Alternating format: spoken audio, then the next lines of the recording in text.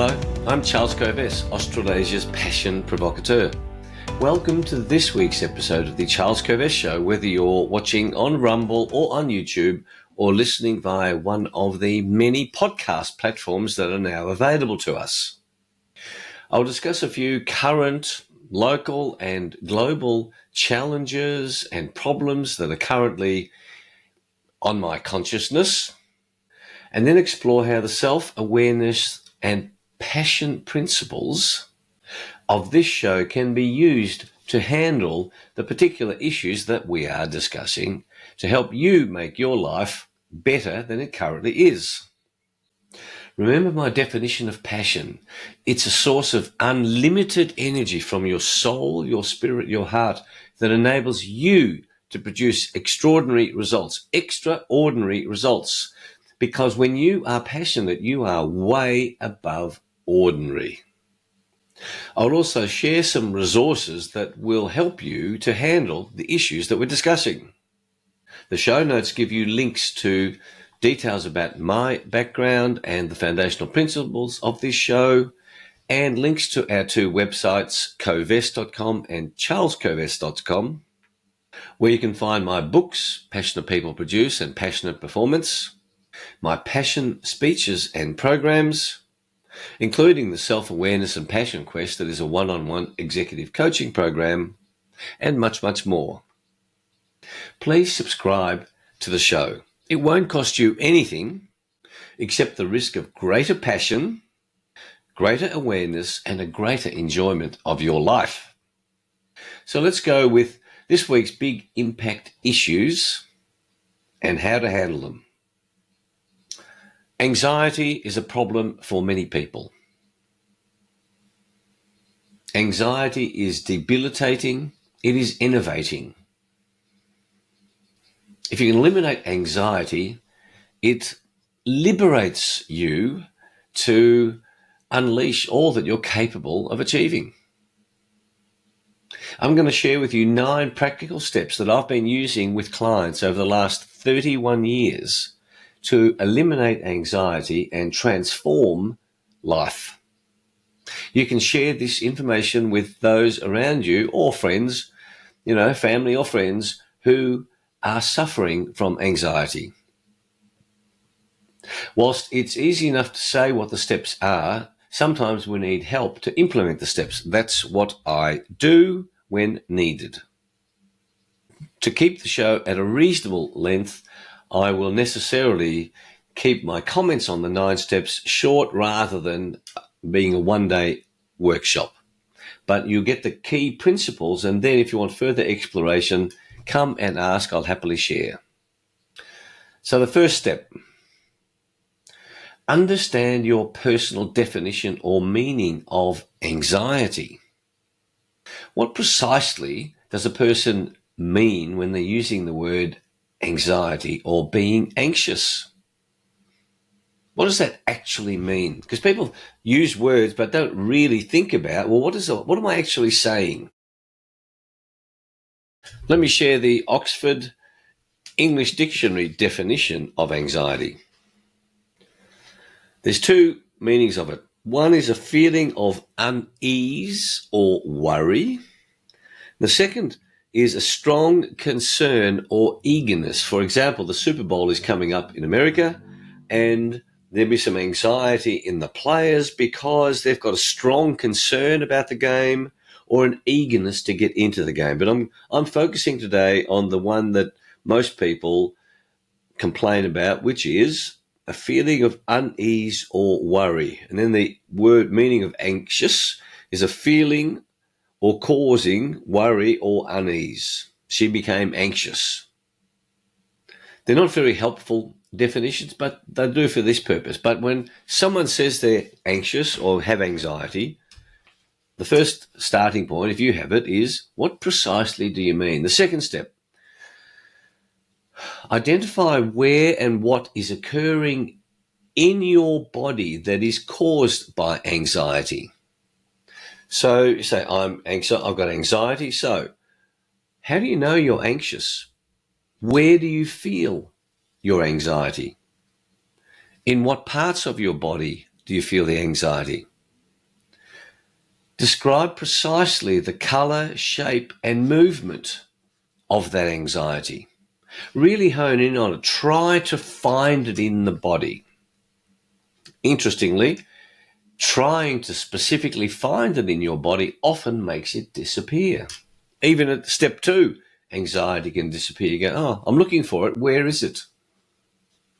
Step 3, articulate in writing. And this is by hand, not by computer. Articulate in writing what precisely is causing the anxiety.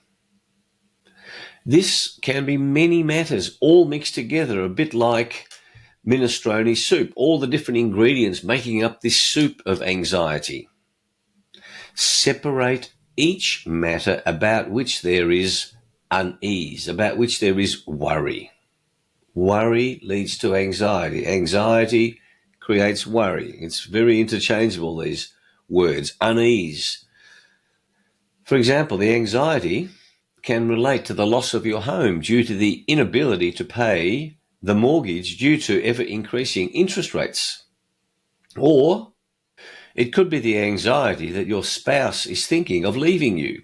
Or it could be anxiety about your children who are going on an overseas trip, like one of my children is about to embark on a 12-month overseas trip. I assure you I'm not anxious about it, but that could be an example of what it is precisely that appears to be causing anxiety. What issue? Step number 4. Identify the beliefs that lie at the heart of the anxiety. Identify the beliefs. Anxiety is created by your thoughts. Your thoughts create meaning based upon your beliefs. So the best example of that is if I said you are a lousy water polo player, if you don't believe that you can even play water polo, you don't care at all. But if you're vying for international selection in a water polo team, your beliefs about the quality of your water polo playing have a big impact on your response, your thoughts around my view of your water polo playing abilities. I mentioned water polo because I used to play state league water polo and I was an international water polo referee. Your beliefs impact on the way your thoughts process matters, events, possibilities. You will have a number of beliefs that create the thoughts that create your anxiety. You must identify each and every one of those as specifically as possible. What is the precise belief that's leading to this anxiousness? The more accurately you describe your beliefs, the more powerfully you can replace them in the steps I talk about in the rest of this program. Precision here is important. It is likely that many of your beliefs will prove to be illogical, unreasonable, and even ridiculous. If you can laugh at a belief that you have, it's a great way to eliminate such a belief. Step 5. Articulate in writing who you are. What is your true identity? What sort of person are you? What skills do you have? How capable are you to handle the problems that life has put in your way to date? This is the time to be proud of every single skill that you have developed over your life. And in here, you write your talents that you were born with that you may not have even commenced to use. I have done this exercise. I am simply amazed at the broad range of skills that I have had to develop to deal with the issues that I've developed in my life. You will find the same. In this articulation in writing of who you are, you list your principles, your values, your dreams, your wishes, your desires, your goals. This gives you a true idea of who are you actually, not the vague running thoughts that you have in your mind. This is the real you. Step number 6. If the matters that you've identified that are causing your anxiety actually happened, Identify in writing the absolute worst things and events that would happen. And I want you to, in this step, in step 6, you go deep into your imagination and imagine the worst. Imagine losing everything. Imagine being thrown out on the street with your children with only one suitcase, a little bit like my parents had to face when they came to Australia with one suitcase each. Imagine being alone and penniless, standing up only in the clothes that you are in. Just follow this anxiety down the rabbit hole and say, where is it going to take you? What's the absolute worst position that you could be in? If you lose your house, or if your spouse leaves you, your children leave you, you're on your own. Step 7. By the way, all of these I have done in my life in the way that when I've had deep, challenging issues, I was taught how to do these steps. And I promise you they work. Step 7. You now consider how you would handle the worst things and the worst events that would happen to you, taking into account your current capacities and capabilities. So you're in this situation, you're on the road, penniless, in the clothes, and you remember, gosh, I have got all of these skills that I've developed in my life to date. And at this point, you remember how amazing and wonderful and capable you have proved yourself to be in creating your life to date. You created your life out of your efforts. You developed an amazing range of skills. Your imagination, your creativity, your passion would all be harnessed as you're in this imaginative state to deal with the actual things events that are before you, including providing food, clothing, and shelter for you or your family if they're with you. You would burst into a whole new, enhanced, energetic, capable, and amazing reality and awareness because you were forced into doing so. The alternative of giving up was not an option. You would discover yourself to be a greater person by far than you ever dreamed yourself to be in this anxious state. And you becoming conscious now, raising your conscious awareness of how you would handle the worst possible things and events, will create your new powerful confidence about handling whatever life throws at you. So having that inner confidence, when you realize how amazing you actually are, you start to realize, gosh, the anxiety that I had that if something happened I wouldn't be able to handle, now that I've got the evidence of how capable I am, I can handle any crap, any shit that life throws at me. Step number 8. What new beliefs can you adopt to replace the beliefs that lie at the heart of your anxiety? Remember, it's your beliefs that are driving this anxiety. What are those beliefs? You design new beliefs. And the common belief that causes anxiety is, I'm not good enough. And so you craft a new belief that is not 180 degrees opposite to your existing belief, and it will be slightly off 180 degrees, and the new belief will be something like, I'm good at life, and I'm always willing to get better. I do not need to know it all. And I promise you, you don't need to know it all, because nobody knows it all, and yet there are plenty of people who are thriving.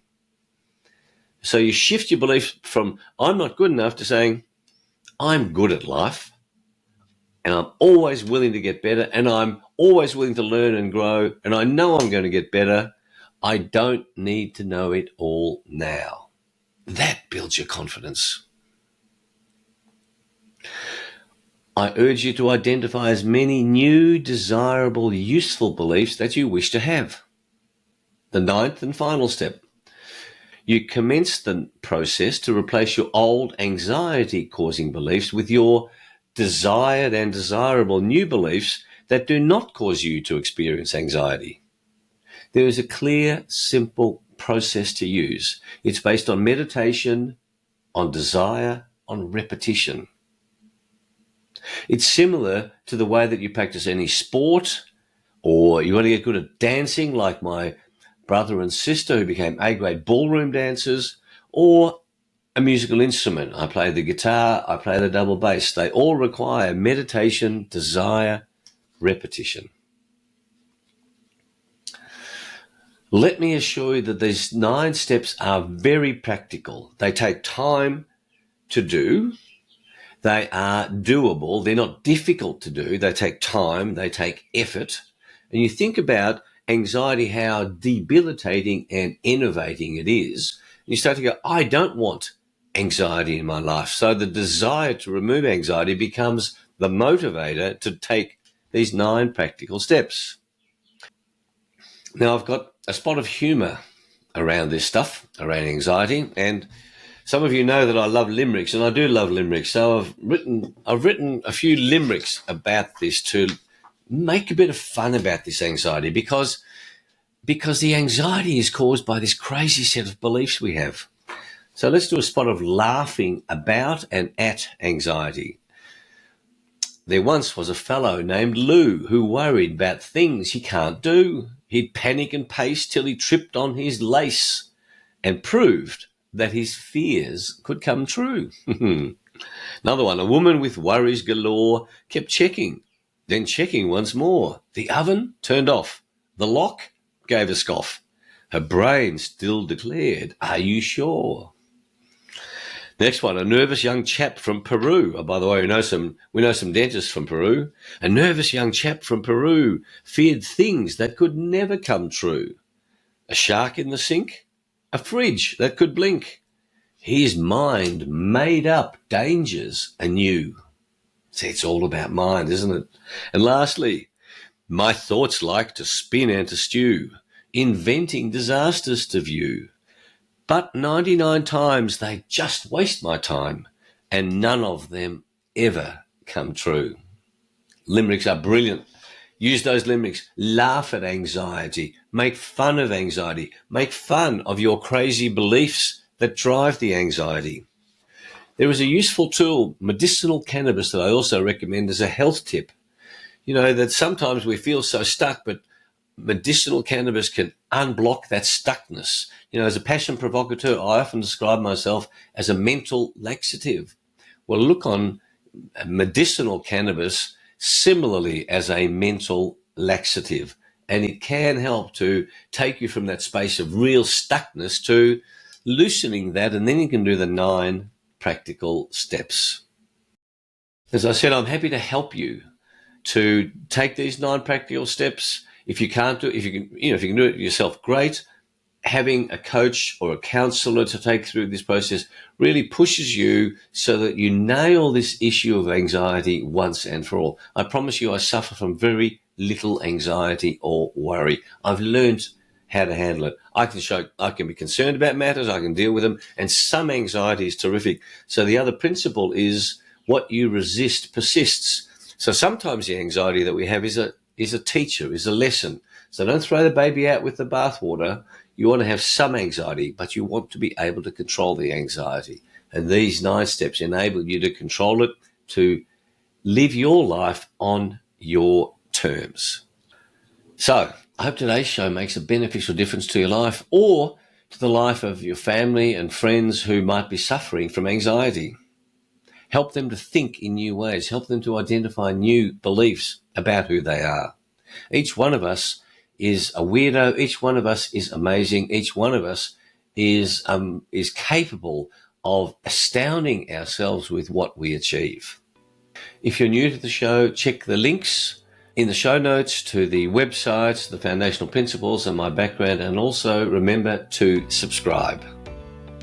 Share this show with others who might find it useful to subscribe. So, thanks for watching or listening. And until our next show, may your week be full of health-giving and energy-giving passion, of embracing challenge, of ever-increasing self-awareness, and particularly a greater awareness of beliefs that you have about you and about life that don't serve you. Have a great week. See you next week. Bye.